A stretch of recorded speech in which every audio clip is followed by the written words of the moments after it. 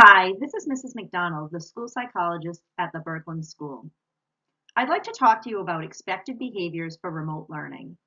This PowerPoint is made for students, but it's best to be viewed by students and their parents or guardians.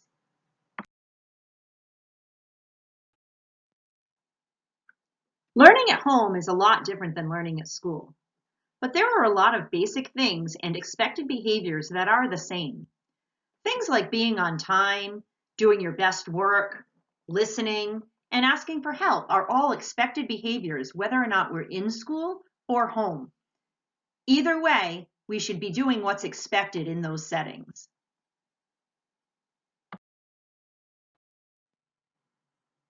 Be on time and be prepared. Just like on days that you come into the school building, you should go through a morning routine each day. This routine may be a little different from person to person, but your routine should include getting up, getting dressed, eating a healthy breakfast, and brushing your teeth. Maybe there's even other things you do in your morning routine. When you're done with your morning routine, you should get your necessary materials and make your way to your workspace, just like you'd head out the door on school days.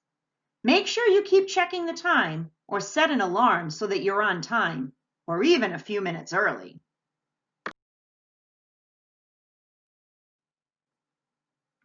You should have a workspace. For some students, this is the kitchen table. For others, it's a desk in their room. And for even others, it's a desk or table somewhere else.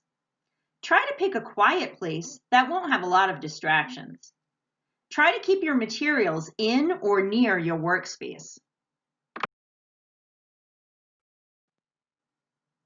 Like I said before, you want to work somewhere where you won't have a lot of distractions. So if you're working near your toys and video games, remember, you shouldn't be playing with them until it's recess or the end of the day.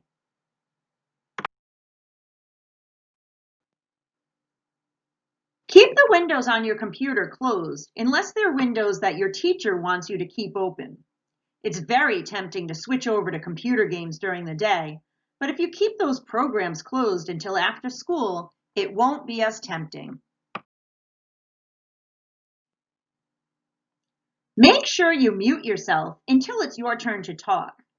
This way, the other students don't pick up on noise from your house. Also, when more than one person talks at once, it's difficult for people to hear what's being said. Just like when you're in the classroom at school, you don't want to disturb others when they're working. So if you're working close to others at home, you may want to wear headphones or go to another location so you don't disturb those around you. At school, we talk a lot about whole body listening. This is when we listen with our ears to hear, when we listen with our eyes to look at the speaker, we listen with our arms and legs to keep them calm, we listen with our mouth to keep it quiet when others are speaking, to listen with our brain so we can think about what others are talking about, listen with our heart to show that we care, and listen with our whole body so that our shoulders are facing the speaker. We do this here at school, and we do it on remote learning too.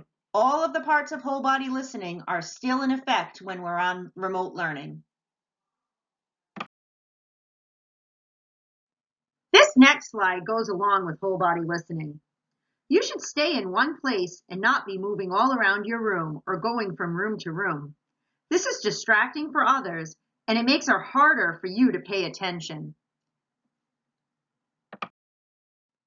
Raise your hand to speak, and your teacher will let you know when it's your turn. Remember, there may be a lot of students volunteering to answer a question or share, so be patient. Ask for help when you need it.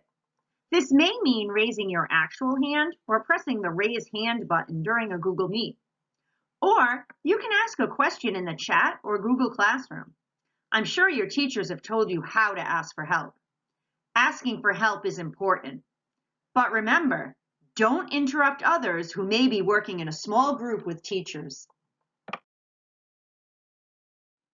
When your teacher sends you off to work independently, Or when it's time for a break or lunch or recess, make sure you return on time. Setting a timer is a great way to make sure you don't lose track of the time. Remember to always try your best. Thanks for listening.